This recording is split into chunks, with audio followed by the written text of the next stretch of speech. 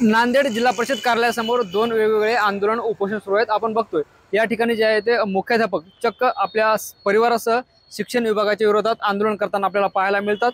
तर यांच्या सुद्धा काही मागण्या आहेत। तर दुसऱ्या छायाचित्रात आपण बघितलं तर एक जे आहे ते नागरिक शिक्षण विभागाच्या विरोधात सरण रचून आंदोलन करताना पाहायला मिळतात। अशा रीतीने या ठिकाणी जे आहे ते दोन आंदोलन जिल्हा परिषद कार्यालयासमोर सुरू असलेले चित्र पाहायला मिळतं। आपण सुरुवातीला मुख्याध्यापकाच्या आंदोलनाकडे जाऊ। त्यांच्या नेमक्या मागण्या काय आहेत, ते सहपरिवार जे आहे ते या आंदोलनात सहभागी झालेत, काय त्यांच्या मागण्या असणार हेच आपण या ठिकाणी जाणूया।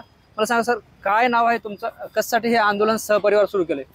सर, मी दत्ता विठ्ठलराव तावडे, श्री गंगाराम पाटील विद्यालय निवघा बाजार या ठिकाणी 1/1/1994 पासून सहशिक्षक या पदावर कार्य करत असून आजपर्यंत अखंडित सेवामध्ये आहे आणि मी त्या शाळेतील सेवाज्येष्ठ शिक्षक आहे। म्हणून संस्थेकडे आणि माननीय शिक्षणाधिकारी साहेब जिल्हा परिषद नांदेड यांच्याकडे 25/6/2024 रोजी माझे विनंती अर्ज दाखल केला असता माननीय शिक्षणाधिकारी साहेबांनी मला माझ्या विनंती अर्जाची कुठल्याही पद्धतीची दखल न घेता माझे सेवा कनिष्ठ शिक्षक श्री S.K. फड यांना अवघ्या एका दिवसामध्ये त्यांचा प्रस्ताव 3 जुलै 2024ला दाखल केला आणि 4 जुलै 2024ला त्यांना शिक्षणाधिकारी साहेबांनी कायम मुख्याध्यापक पदाची मान्यता दिली।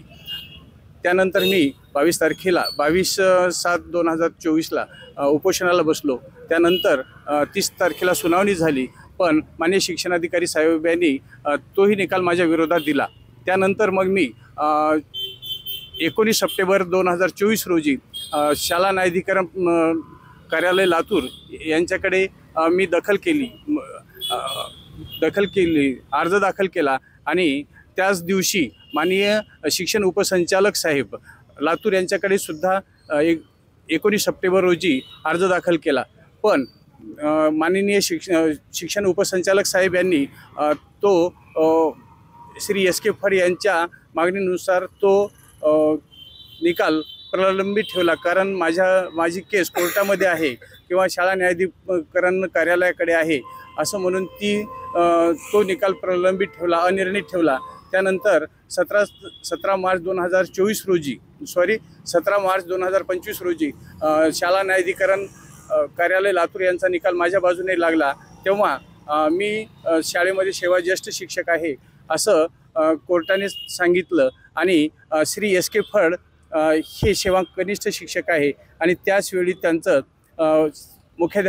कायम मुख्याध्यापक पदाचा आदेश कोर्टाने रद्द केला। त्या ठिकाणी मला 1/7/2024 पासून त्याच ठिकाणी ज्या ठिकाणी श्री S.K. फड होते त्या ठिकाणी नेमणूक करण्यात यावी असं कोर्टाने हे केलेलं आहे आणि निकालाच्या नंतर अवघ्या 15 दिवसाच्या आत ह्या सगळ्या गोष्टी झाल्या पाहिजेत असं त्या कोर्टाने आदेशित केलेलं आहे।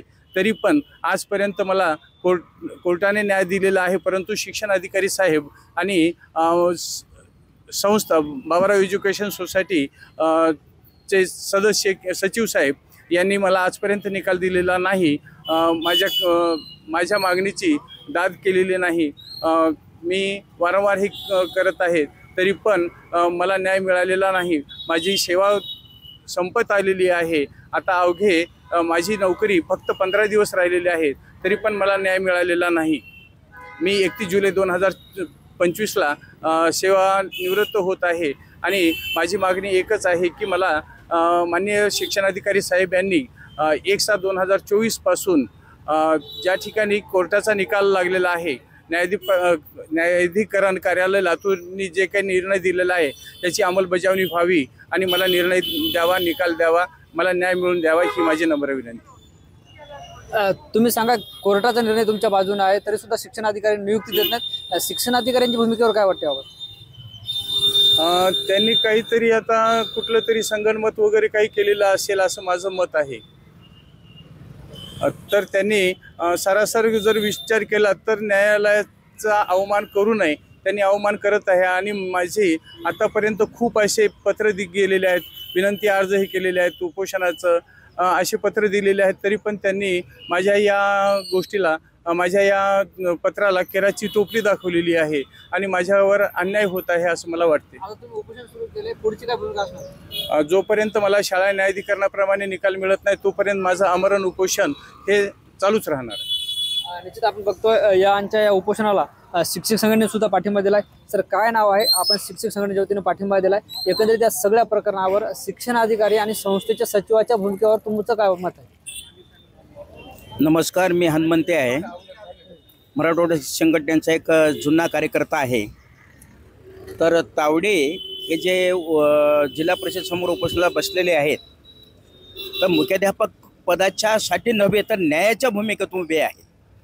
तर ट्रिब्युनल कोर्ट लातूरच्या वतीनं आम्ही केस लढवलेली होती, परंतु त्या केसमध्ये थर्डपेक्षा तावडे हे 7 ते 8 महिन्यांनी शिनेरे असून सुद्धा म्हणजेच संस्था शिक्षणाधिकारी आणि डेप्युटी डायरेक्टर लातूर यांनी सुद्धा संगनमत करून, आता त्यांचं काळबेरं काय आहे मला माहीत नाही, परंतु त्यांची भूमिका आम्हाला जरा संशयास्पद वाटते। आणि तावडेची भूमिका रास्त असल्यामुळे मराठवाडा शिक्षक संघ असेल, शिक्षक महासंघ असेल, बहुजन महासंघ असेल, तमाम शिक्षकांच्या संघटना श्रीयुत तावडे सरांच्या पाठीशी आहेत आणि खंबीरपणे उभे आहेत।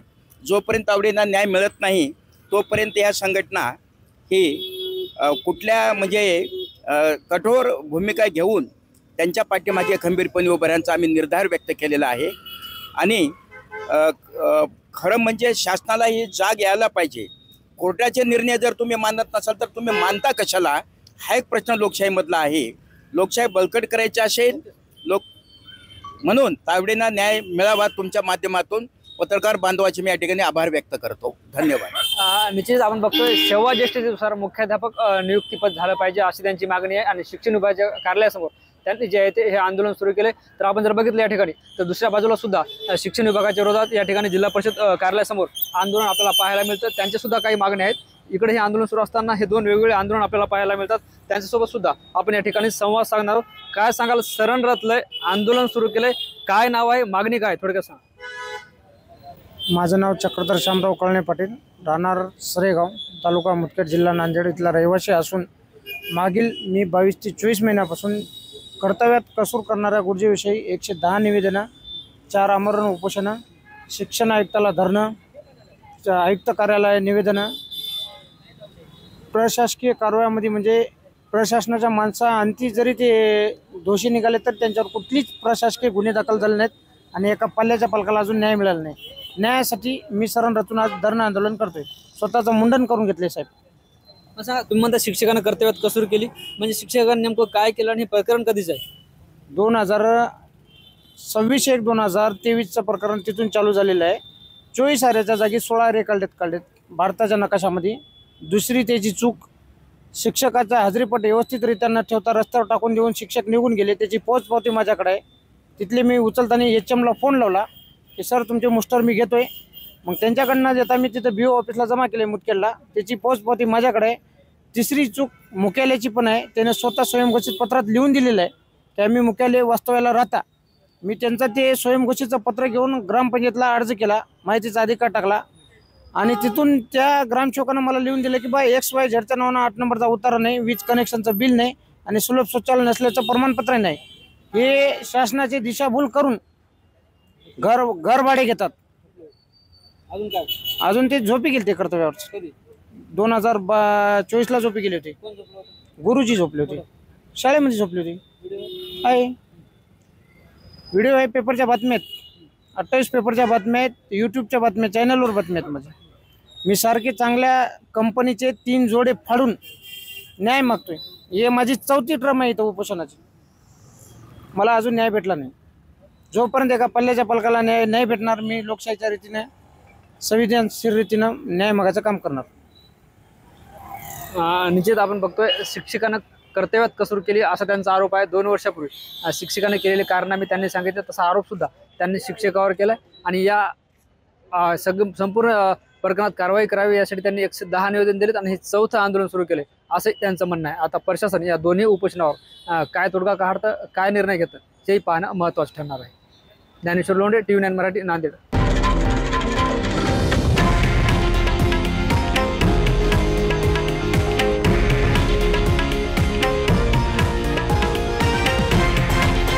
हे आहे देशातील नंबर 1 न्यूज नेटवर्क आणि आपण पाहत आहात TV9 मराठी, एकमेव.